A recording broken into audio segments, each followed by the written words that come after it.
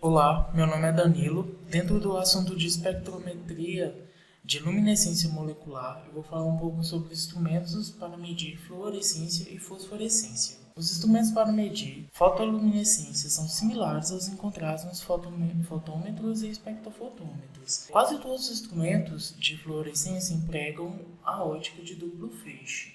A figura abaixo mostra uma configuração típica para os componentes em fluorímetros e espectrofluorímetros. Como vocês podem observar, a fonte de radiação é dividida em dois feixes. O feixe da amostra passa através de um seletor de comprimento de onda de excitação em direção à amostra.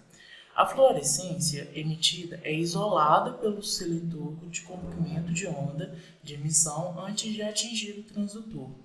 O feixe de referência é atenuado antes de atingir o transdutor. Os componentes eletrônicos do sistema computacional calculam a razão de intensidade de fluorescência para a intensidade do feixe de referência, que cancela o efeito das flutuações da intensidade na fonte. Quando são empregados apenas os filtros, o instrumento é chamado de fluorímetro.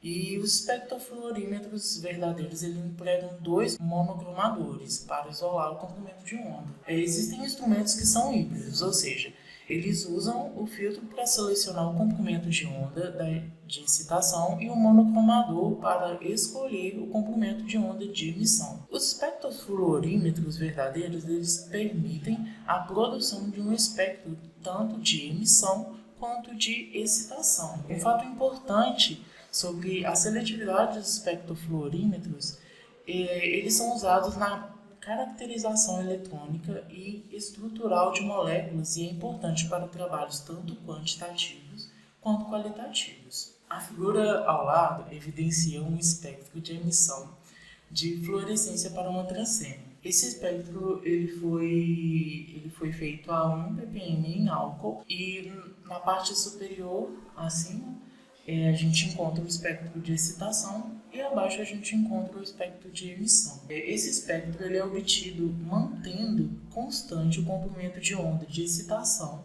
enquanto os comprimentos de onda de emissão são varridos. Esses dois espectros eles são imagens aproximadamente especulares entre si, uma vez que as diferenças de energia vibracional para os estados eletrônicos fundamental e excitado são aproximadamente as mesmas. Agora a gente vai falar um pouco sobre os componentes tanto dos fluorímetros quanto dos espectrofluorímetros. Os componentes eles são semelhantes dos que foram discutidos para os fotômetros e espectrofotômetros. Algumas diferenças, entretanto, serão discutidas a seguir. Bom, basicamente a gente tem as fontes, que são basicamente constituídas de lasers ou lâmpadas. Apresenta-se também os filtros e os monocromadores, que são a parte essencial do instrumento. Logo em seguida a gente apresenta também os transdutores, as células de compartilhamento e os tratamentos de dados que correspondem à saída do instrumento, né? A gente vai falar agora de cada um deles. As fontes. A magnitude do sinal em medidas de luminescência e, consequentemente, a sensibilidade do instrumento é diretamente proporcional à potência radiante da fonte P0. E nos métodos de luminescência são usadas fontes mais intensas que as lâmpadas de tungstênio e deutério, usadas na medida de absorção.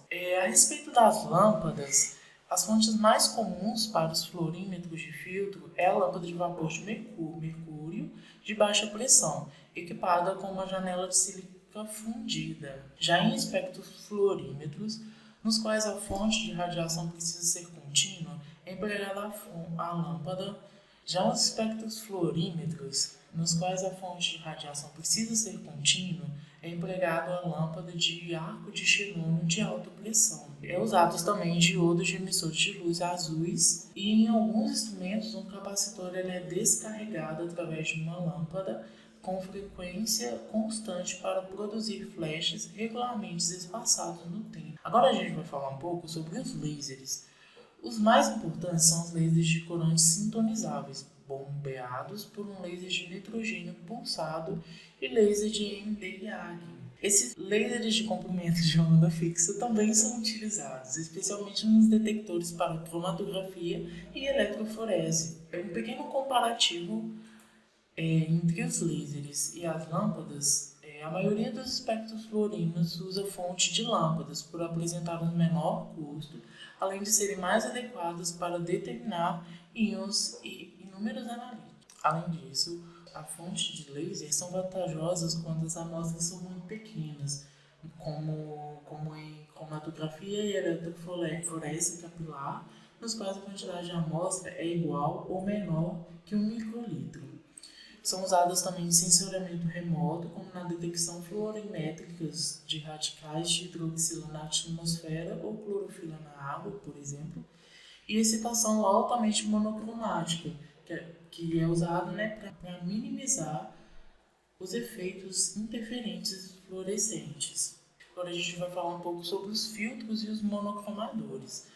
São utilizados em fluorímetros filtros de interferência e de absorção para a seleção de comprimentos de onda tanto do feixe de excitação quanto na radiação resultante. Os espectrofluorímetros são equipados pelo menos um e frequentemente são 2 monocromadores em rede. Então agora a gente vai falar sobre os transdutores. Como os sinais de emissão de luminescência são tipicamente de baixa intensidade, necessita-se então de tradutores muito sensíveis. Nesse caso, as fotomultiplicadoras são os instrumentos mais sensíveis na fluorescência. Alguns dispositivos de carga acoplada também são utilizados. Uma coisa interessante é que os dispositivos de carga acoplada permitem o registro rápido dos espectros de excitação e de emissão e é particularmente útil em cromatografia e eletroforese. Falando agora sobre as células de compartilhamento, as células cilíndricas e retangulares são fabricadas com vidro ou sílica e são empregadas para as medidas de fluorescência. Já falando agora sobre os tratamentos de dados, as opções mais comuns envolvem subtração de sinal do branco, a produção de espectros corrigidos de excitação e de emissão, cálculos e visualização dos espectros de referência e derivativo, entre outros. Agora a gente vai falar da parte dos projetos de instrumentos. E agora a gente vai traçar o projeto para o fluorímetro. Por fornecerem uma maneira relativamente simples e de baixo custo para desenvolver análises quantitativas por fluorescência, geralmente são compactos e são fáceis de usar. Os filtros de absorção ou de interferência são usados para limitar o comprimento de onda e a radiação emitida, que é o que a gente vai ver no nosso próximo slide. A figura ao lado ele mostra um esquema de um fluorímetro que usa lâmpada de mercúrio para a excitação da fluorescência, que o feixe de fonte é dividido próximo da fonte em um feixe de referência e um feixe de amostra. O feixe de referência, então, é atenuado por um disco perfurado de tal forma que a sua intensidade é aproximadamente a mesma intensidade da fluorescência. Os dois feixes passam pelo filtro primário, com o feixe de referência sendo refletido, como para fotomultiplicadores de referência. O feixe da amostra é focalizado na amostra por um par de lentes e causa a emissão da fluorescência. A radiação, então, é emitida através de um segundo filtro e, então, é focalizada na segunda fotomultiplicadora. As saídas elétricas dos dois tradutores são, então, processadas para calcular a razão entre a intensidade da amostra e da referência, que serve como variável analítica. A gente vai falar agora sobre os espectrofluorímetros. Geralmente, os fabricantes de instrumentos oferecem espectrofluorímetros capazes de fornecer dois espectros, o de excitação e o de emissão, conforme a gente viu anteriormente nos slides anteriores. Os filtros de absorção ou de interferência são usados para limitar o comprimento de onda e a radiação emitida. Já agora nos espectrofluorímetros baseados em arranjos de detectores. Uma aplicação especial desse instrumento é a produção de um espectro total de luminescência, que é o gráfico de espectro de emissão em cada comprimento de onda de excitação, geralmente apresentado na forma tridimensional. Nas figuras abaixo, a gente pode observar isso claramente. A primeira figura mostra os espectros tradicionais de excitação e de emissão para uma molécula hipotética. Já a segunda mostra o espectro de luminescência total para esse composto, que é a projeção isométrica, algumas vezes chamada de gráfico de dados empilhados, dos espectros completos de excitação e de emissão do composto obtido com o arranjo mencionado.